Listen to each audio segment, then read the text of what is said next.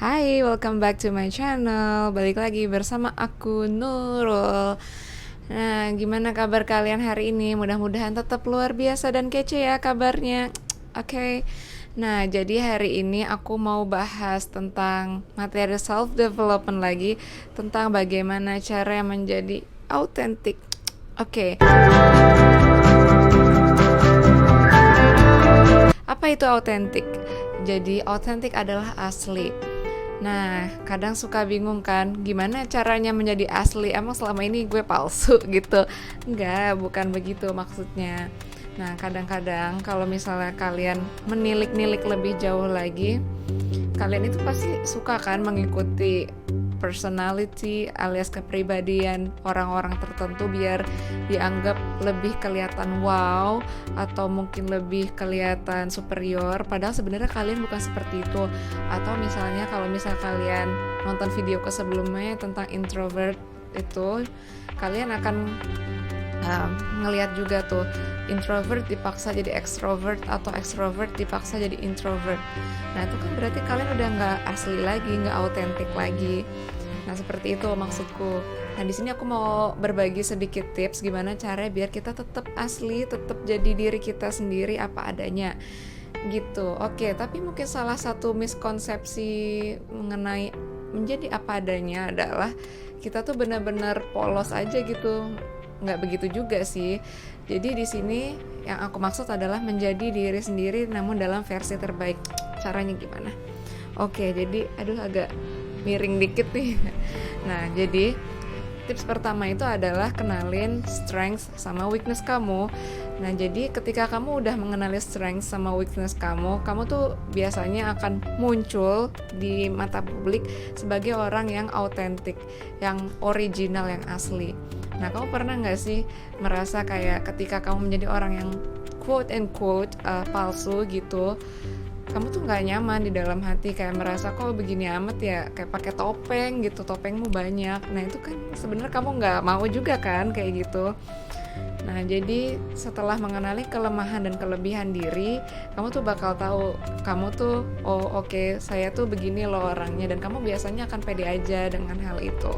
Oke, tips nomor 2 setelah mengenali kelebihan dan kekurangan diri, jadilah orang yang pede atas kedua hal tersebut yang kamu miliki. Karena kamu itu nggak bisa punya salah satu aja, nggak cuman bisa jadi orang yang punya kelebihan aja, nggak cuman bisa juga jadi orang yang banyak kekurangannya aja. Pasti ada balance-nya deh, aku yakin. Nah itu juga menjadi PR aku sih sampai hari ini. Aku cuma pengen sharing aja sama kalian. Sebenarnya video ini tuh kayak salah satu pengingat juga buat aku dan mungkin orang-orang yang membutuhkan reminder ini.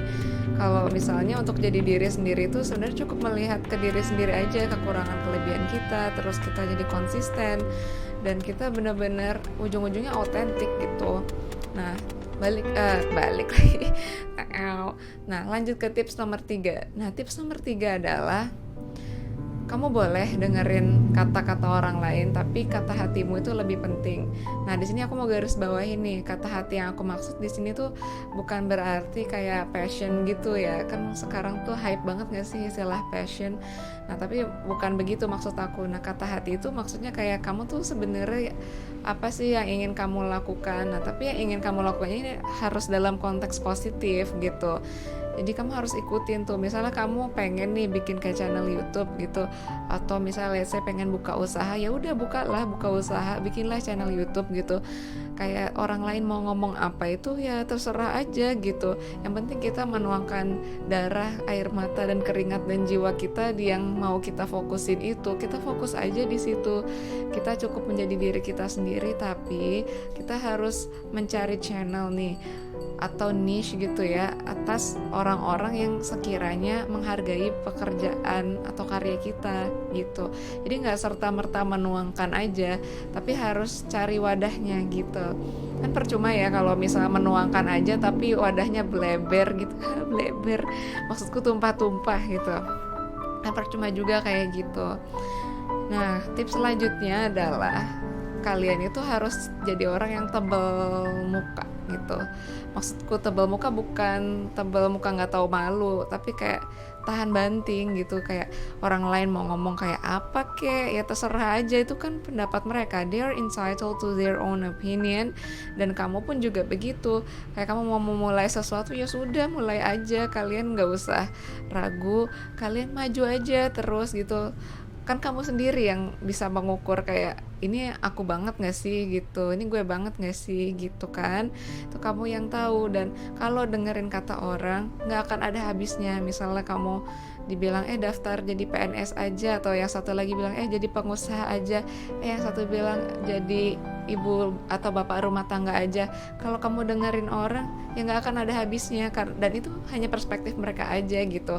Kamu akan kehilangan perspektif dari diri kamu sendiri, kamu tuh maunya apa.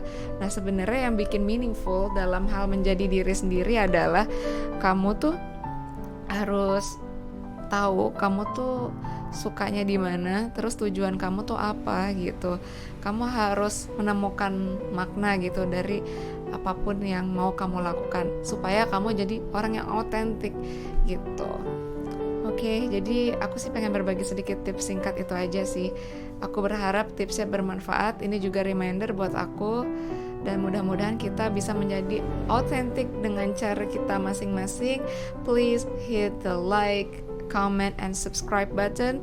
Aku tunggu kamu semua di video-video selanjutnya. Semoga hari-harimu menyenangkan.